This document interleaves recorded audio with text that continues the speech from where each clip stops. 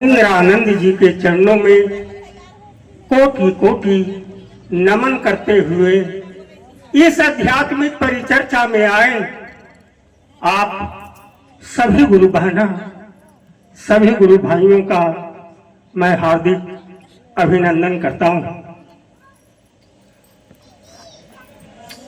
हम सबों ने जैसे ही शिष्यत्व ग्रहण किया वैसे ही भैया ने हमें गुरु आदेशित 3 सूत्र दिए।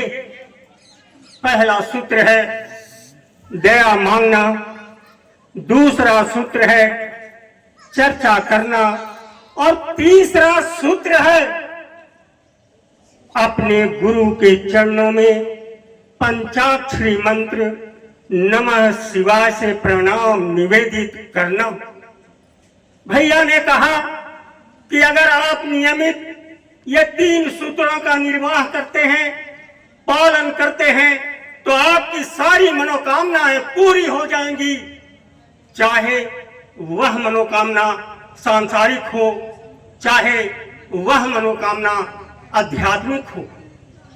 भैया ने आश्वासन दिया कि अगर परिणाम नहीं आते हैं तो आप, अब तो भैया नहीं रहे, लेकिन कहते थे कि अगर परिणाम नहीं आते हैं तो आप हमसे कहिए और नहीं तो आप अपने गुरु से कहिए। जो भी आपकी मनोकामना है वह गुरु से कहिए, आप किसी अन्य से मत कहिए, आपकी सारी मनोकामनाएं पूरी होगी। ऐसा भैया ने आश्वासन दिया और इस तरह के जो परिणाम उभर कर सामने आ रहे हैं वह हम सब देख भी रहे हैं। इसे चमत्कारिक बदलाव आए हैं, इसमें चमत्कारिक लाभ लोगों को मिला है। इस तरह के ये 3 सूत्र की शक्ति है।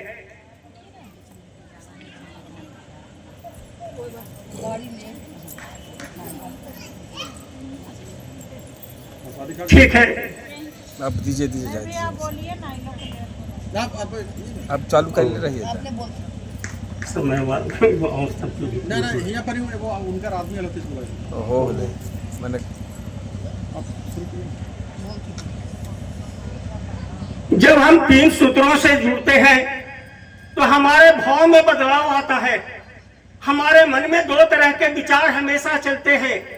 मन के सतह पर ये 2 तरह के विचार अनवरत चलते रहते हैं। एक सद विचार आता है, दूसरा दुष्विचार आता है, अच्छे विचार आते हैं, बुरे विचार आते हैं, और इन्हें विचारों का टकराव से जो आज हम दुनिया में देख रहे हैं, ये दुनिया माया की दुनिया है, ये दुनिया मन की दुनिया है जिसे हम देख रहे हैं। लेकिन इस दुनिया के परे भी एक दुनिया है जिसके बारे में हम सब अनभिज्ञ हैं, और वो दुनिया कहीं अन्यत्र नहीं, वो दुनिया हमारी अंतरात्मा की दुनिया है।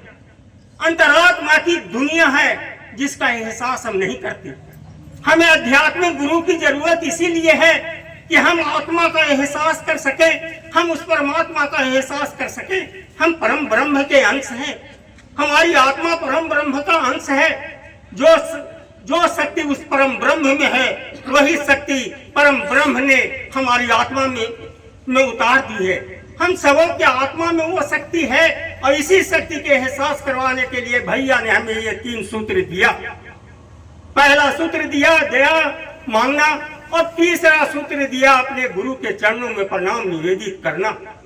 जब भी आप कोई कार्य का शुभारंभ करें तो सबसे पहले आप दया मांगने और प्रणाम निवेदित करें, और इसके बाद कोई भी कार्य का शुभारंभ आप करें, चाहे आप जो भी करते हो, आप देखें कि उसमें परिणाम आता है या नहीं।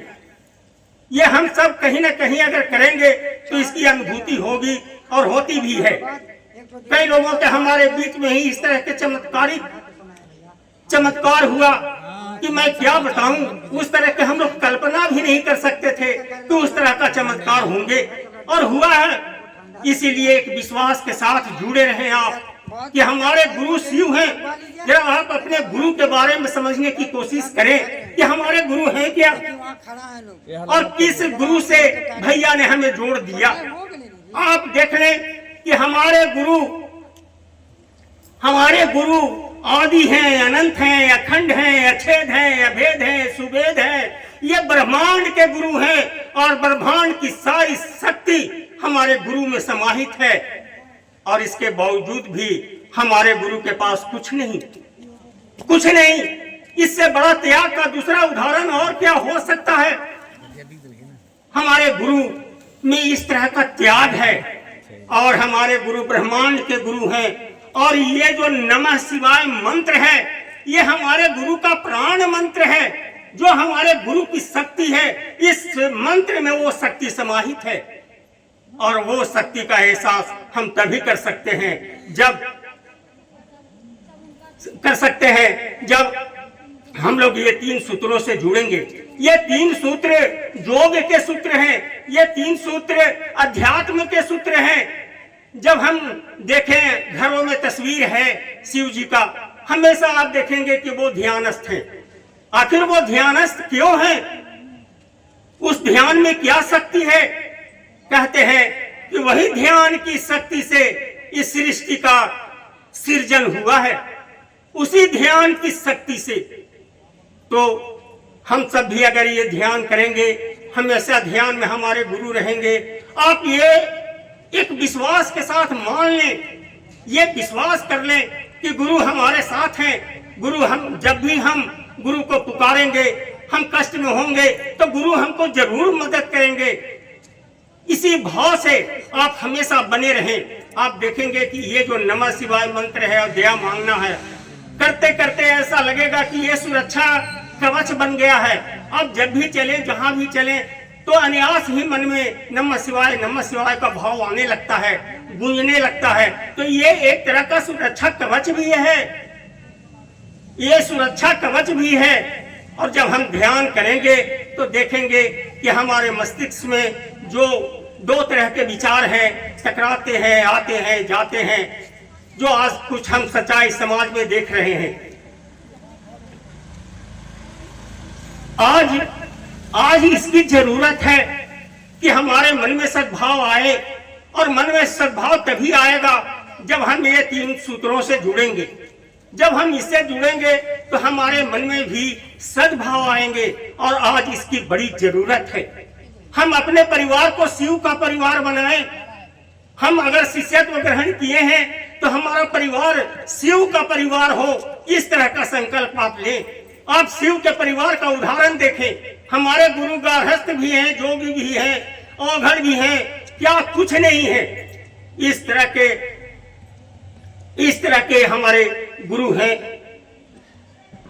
और हम लोग कुछ अपने बारे में भी समझने की कोशिश करें कि ये तन क्या है, ये मन क्या है, ये आत्मा क्या है, ये परमात्मा क्या है, ये ब्रह्म क्या है, हमारे भैया क्या है, हमारी दीदी क्या है, हमारा ये आंदोलन क्या है। सही मायने में मैं कहूं तो ये एक जागरण का आंदोलन है, जागरण का आंदोलन है। आए दिन आप समाचार पत्रों में पढ़ते हैं जो समाज की सच्चाई है। आज आप देख लें, समाज का सबसे छोटा इकाई होता है परिवार, और परिवार में होते हैं माता पिता, बाल बच्चे। आज देखें कि उस छोटा सा इकाई में, एक परिवार में अविश्वास का संकट पैदा हो गया है, अविश्वास का संकट पैदा हो गया है। आज हम सच्चाई देखें तो माँ बेटे पर विश्वास नहीं करती, बेटा माँ पर विश्वास नहीं करता, पिता अपने पुत्र पर विश्वास नहीं करता, पुत्र अपने पिता पर विश्वास नहीं करता, भाई अपने बहन पर विश्वास नहीं करती, और बहन अपना भाई पर विश्वास नहीं, भाई अपने बहन पर विश्वास नहीं करता। एक इस तरह के अविश्वास का संकट हमारे समाज में पैदा हो गया है। आप विचार करें कि उस परिवार में अगर एक भी शिव शिष्य होगा और उसके भाव बदलेंगे तो उसके परिवार का भाव बदल जाएगा, भाव बदल जाएगा, और धीरे धीरे आपका परिवार भी शिव का परिवार बन जाएगा। आप जरा शिव के परिवार में विसंगति देखें। जो विसंगति हम अपने परिवार में देखते हैं, उसी तरह की विसंगति हम देखें। आज शिव जी का परिवार संयुक्त परिवार का एक उदाहरण है, जिसका कोई दूसरा उदाहरण नहीं है, आज तो नहीं है। आप देख लें इनके परिवार में, शिव परिवार में उनके सदस्य कौन कौन हैं। अब आप देख लें, माँ भवानी की सवारी शेर, शिव जी की सवारी बसहा बैल, गले में सर्प का माला, गणेश जी का वाहन चूहा और कार्तिकेय का वाहन मोर। ये सभी हिंसक प्राणी हैं, ये सभी विजातीय प्राणी हैं। इनका स्वभाव है हिंसा करना, इनका स्वभाव है मार देना। इस तरह के स्वभाव के जो लोग हैं, शिव जी के परिवार में कितना आनंद से रहते हैं, कितना उनके मन में एक दूसरे के प्रति प्रेम है, एक दूसरे के प्रति श्रद्धा है, एक दूसरे के प्रति कितना लगाव है। आप देख लें, उस तरह के परिवार की कल्पना आप करके देख लें। हमारे परिवार में भी इस तरह के विचार के लोग हो सकते हैं, विसंगतियां हो सकती हैं, लेकिन अगर वहां शिव का शिष्य होगा, मैं समझता हूं कि ये सारी विसंगति दूर होगी। आज अपने सच्चाई के समय का अभाव है, आज खत्म करूंगा, 4 पार कर ले। अच्छा, एक छोटी सी कहानी सुना करके हम खत्म करते हैं। आज समाज की सच्चाई है, परिवार की सच्चाई है। एक बेटा अपनी माँ से कहता है, माँ मैं चाहता हूं कि तुमसे उरीन हो जाऊं, अपने माता पिता से मैं उरीन होना चाहता हूं। तुम चाहे जितना दौलत हो तुम मांग लो, जितना रुपया पैसा सोना चांदी जो मांगना है तुम मांग लो, लेकिन हमें माता और पिता के ऋण से उरीन होना है, तुम मुझे उरीन कर दो।